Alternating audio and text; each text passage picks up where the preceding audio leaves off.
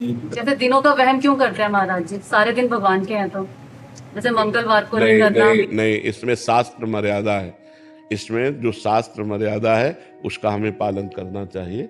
जैसे संध्या के समय मैथुन नहीं करना, भोजन नहीं करना, शयन नहीं करना, उस समय जप करना, भगवान का ध्यान करना। तो शास्त्र जो आज्ञा करता है, हम अगर उसका पालन करेंगे तो हमारी उन्नति होगी। अब जैसे गुरुवार के दिन किसी भी स्थिति में बाल नहीं कटाना, द्वादशी के दिन किसी भी स्थिति में तुलसी जी को नहीं छूना। तो जो शास्त्र मर्यादा बनाई गई, अब उसमें हम क्यों नहीं कह सकते?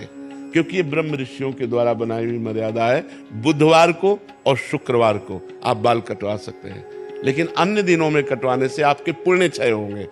ब्रह्म ऋषियों ने जो मर्यादा बना रखी है, अगर हम उससे चलेंगे तो हमें ज्यादा लाभ मिलेगा। अब रोज सुबह लोग बाल आदि, तो हम कहते हैं केवल बृहस्पतिवार को मत करवाओ, और ना मानो तो गुरुवार का दिन परम पवित्र गुरु के लिए है, उस दिन आप क्षौर कर्म न करें, बिल्कुल निषेध है। नहीं, उससे पुण्य नष्ट होते हैं, आयु नष्ट होती, बुद्धि नष्ट होती।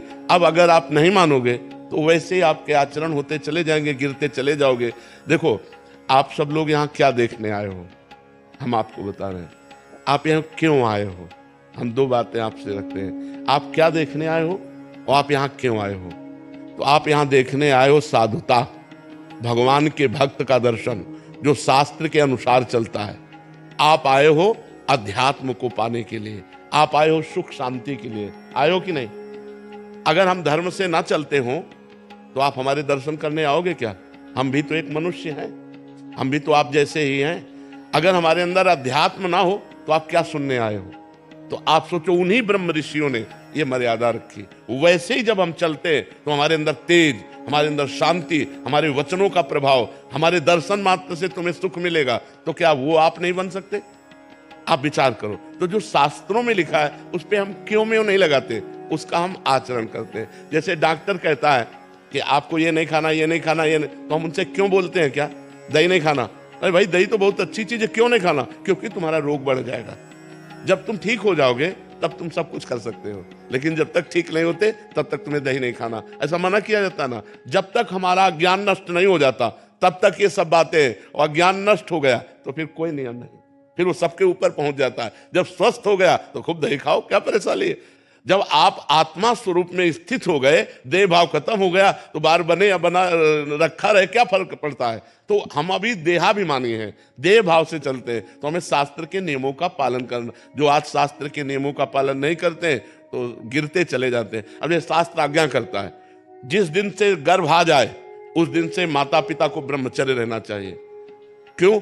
क्योंकि वही वीर शक्ति फिर उसके ऊपर जाएगी तो उसके दिमाग पे, उसके अंगों पे वो कुप्रभाव पैदा करेगी, वो उसकी हानि पैदा करेगी और उसमें गलत संस्कार पड़ जाएंगे। कौन मानता है? शास्त्र जो आज्ञा करता है अगर उसके अनुसार चलो तो आज सब सुखी हो जाए। बस शास्त्र की आज्ञा का कहां पालन हो रहा है?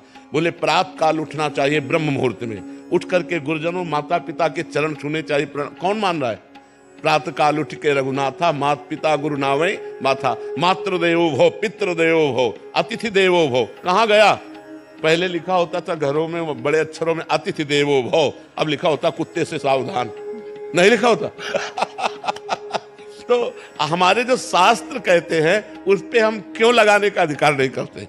हम उनका पालन करते हैं। क्यों लगाने का मतलब संशय करना, और पालन करने का मतलब श्रद्धा करना। और श्रद्धावान लभते ज्ञानम, श्रद्धावान ही ज्ञान को प्राप्त होता है, श्रद्धावान ही आनंद को प्राप्त होता है, श्रद्धावान ही परम शांति को प्राप्त होता है। इसलिए हमें लगता है शास्त्रों की आज्ञा का पालन किया जाए, ना कि उसमें क्यों रखा जाए।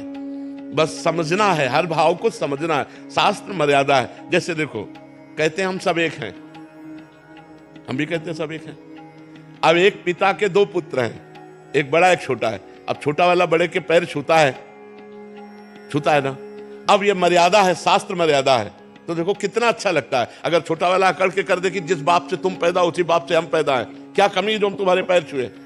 उद्दंडता कही जाएगी कि नहीं कही जाएगी? और जब भैया कह के पैर छूता है तो हाथ।